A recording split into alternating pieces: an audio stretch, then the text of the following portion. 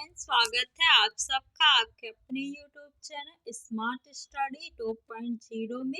आज की इस वीडियो में मैंने हिंदी के 20 क्वेश्चंस लिए हैं। ये आपके लिए मॉक टेस्ट है। वीडियो के लास्ट में आप लोग बताइएगा कि 20 में से आपके कितने क्वेश्चन सही हुए। निम्नलिखित में पुल्लिंग शब्द है। कौन सा शब्द पुल्लिंग है? सरसों कैसी है, मकई कैसी है। तो जिस शब्द के साथ कैसी शब्द आएगा वो आपका स्त्रीलिंग होगा। सारस कैसा है, तो सारस पुल्लिंग शब्द है। ऑप्शन नंबर सी आपका सही है। सामान्य वर्तमान काल का उदाहरण है। सीता बाजार जाती होगी। रमेश ने समाचार पत्र पढ़ा। वर्षा हो रही थी। वह कोलकाता जाता है। तो आपने बचपन में पढ़ा होगा कि ता है, ती है, ते है।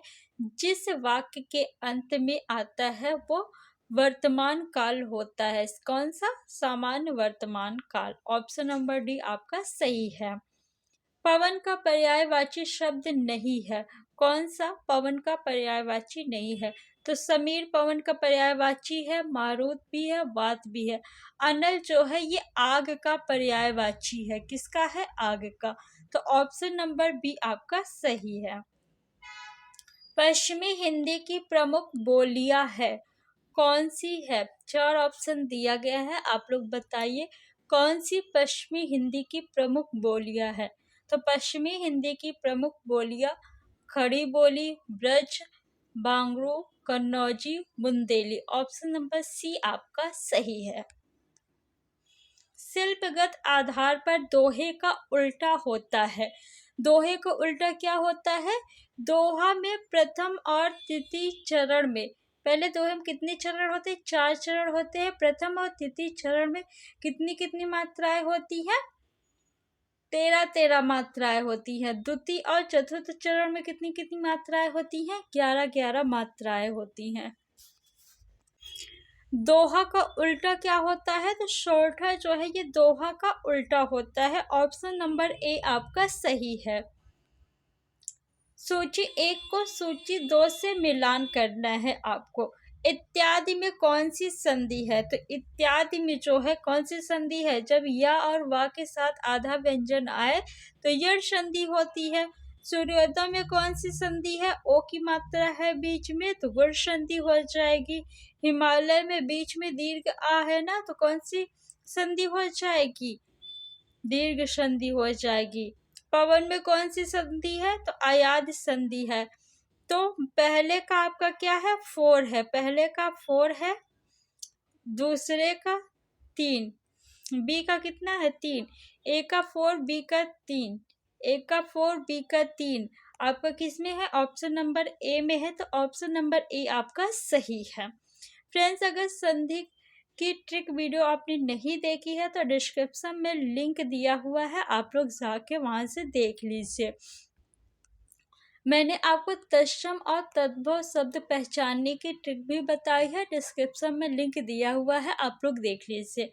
कौन हो तुम बसंत के दूत इस वाक्य में रेखांकित शब्द है। तुम आपका रेखांकित शब्द है। आपको बताना है कि तुम में क्या है। तुम क्या है?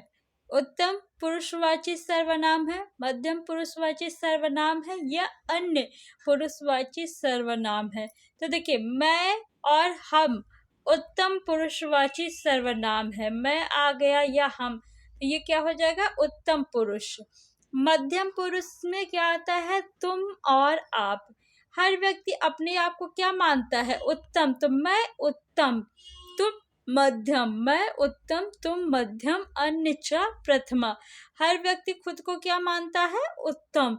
तो मैं और हम आ जाए तो उत्तम पुरुषवाचक सर्वनाम, तुम या आप आ जाए तो मध्यम पुरुषवाची सर्वनाम, और वह या वे ये आ जाए शब्द तो अन्य पुरुषवाची सर्वनाम होगा।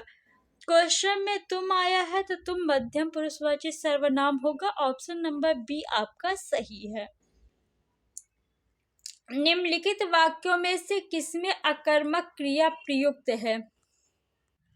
अकर्मक, कर्मक यानी कर्म, आ मीन्स होता है नहीं, यानी जिसमें कर्म नहीं है, आपको बताना है।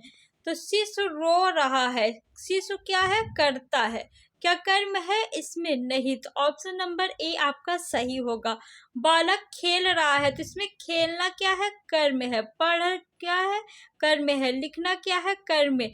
तो बाकी तीन ऑप्शन में कर्म है, लेकिन ऑप्शन ए में आपका कर्म नहीं है।